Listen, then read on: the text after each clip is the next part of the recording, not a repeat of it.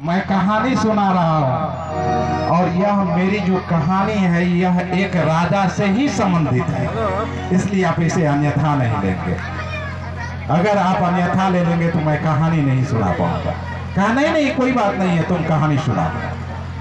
कहा राजा साहब, पुराने समय की बात है, आपकी तरह ही एक महान प्रतापी राजा थे जिन्होंने अपने राज्य में एक बड़ा सा गोदाम बना रखा था। गोदाम जिसमें अनाज का स्टोर किया जाता है, भंडारण किया जाता है, संग्रह किया जाता है। जब अकाल पड़ता है या राज्य में अन्न का अभाव होता है तब राजा के द्वारा उस गोदाम से अन्न प्रजा में बांटी जाती है।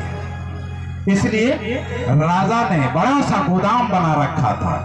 कारीगर की गलती कहिए या भूल, उस गोदाम में एक छोटा सा छिद्र रह गया। हुआ क्या, तो उस छिद्र से होकर के मधुमक्खियों ने गोदाम में बड़ा सा छत्ता लगा दिया।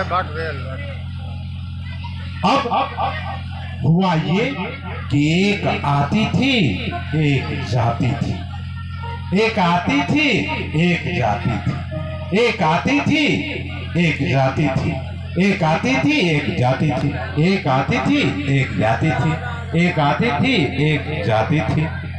राजा का कान पक गया यह सुनते सुनते, एक आती थी एक जाती। अरे आगे तो बढ़ो, यहां तक तो सुनते चले आए, अब आगे बढ़ो। हलवाई ने कहा राजा साहब, मैं तो आगे ही बढ़ता जा रहा हूं, मैं पीछे कहां जा रहा हूं।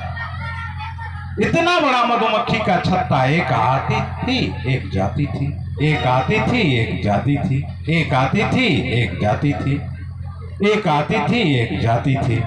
बताइए, यह आने जाने का सिलसिला जीवन में कभी खत्म होने वाला है मधुमक्खियों का? इतना बड़ा छत्ता है गोदाम में, हैं? एक मधुमक्खी आती थी तो एक जाती थी, एक आती थी एक जाती। कहा आगे तो बढ़ो। कारे कहानी तो आगे ही बढ़ा रहे हैं राजा साहब, आप सुनिए तो सही।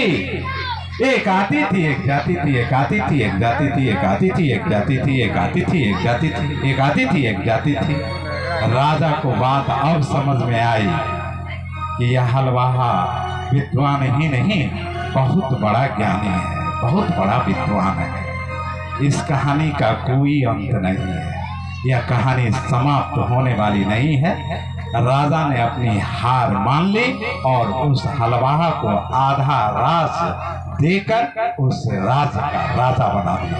यही है कहानी और यह कहानी कभी खत्म होने वाली नहीं है। आइए सुनते हैं इसका